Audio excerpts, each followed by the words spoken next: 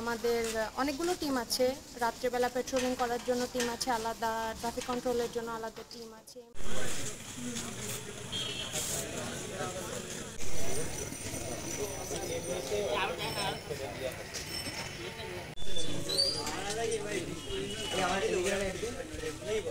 বাংলাদেশের দুর্যোগকালীন অবস্থায় আমাদের শীতলা মন্দির প্রাঙ্গণে আমাদের ছোটো ছোটো ভাইয়েরা রাতে এসে সন্ধ্যা থেকে আমাদের ভোর পর্যন্ত তারা এখানে কর্মরত আছেন।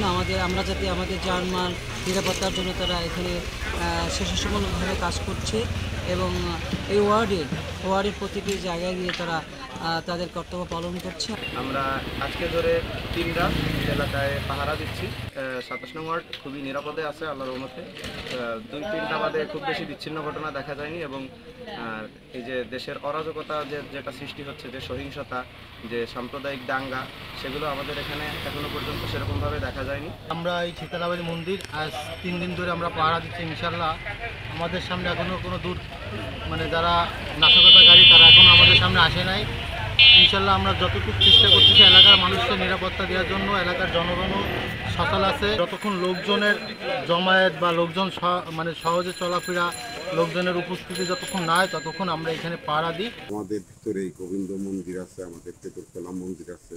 আমরা যে কোনো পরিবেশের বা যে কোনো অবস্থাতেই আমরা আমাদের এই দুটো ধর্মীয় প্রতিষ্ঠানকে আমরা আগলে ধরে রাখি, যেটা আমাদের সাবেক কমিশনার মিন্টু শমশের আলী মিন্টু আমাদের প্রতিনিয়ত 3-4 দিন ধরে প্রতিটা বাড়ি বাড়ি যে এই খোঁজ খবর নিয়েছে কারোর কোনো সমস্যা অসুবিধা আছে কিনা।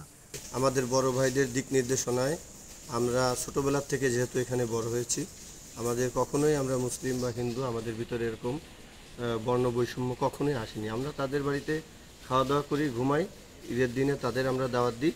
আমরা এভাবেই গড়ে উঠেছি। আমাদের ভিতর পৃথিবীতে সব জায়গায় যে বৈষম্য দেখা দেয় অনেক জায়গায়, কিন্তু এই বাগমারায় আমরা কখনো সেটা আমরা করতে দেইনি।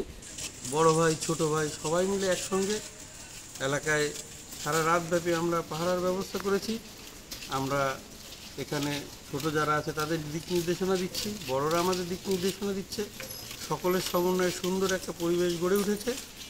আশা করি আমাদের এখানে কোনো অনাকাঙ্ক্ষিত ঘটনা এখনও ঘটেনি বা ভবিষ্যতে ঘটবে বলে আমার মনে হয় না। বাইরের একটা লাইট জ্বালাই দিয়ে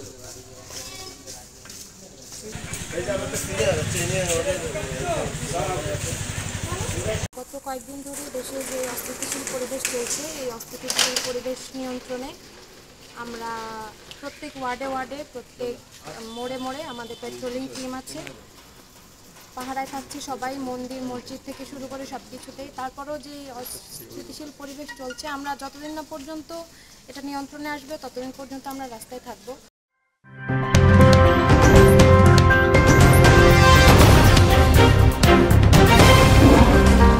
Voice of Tiger.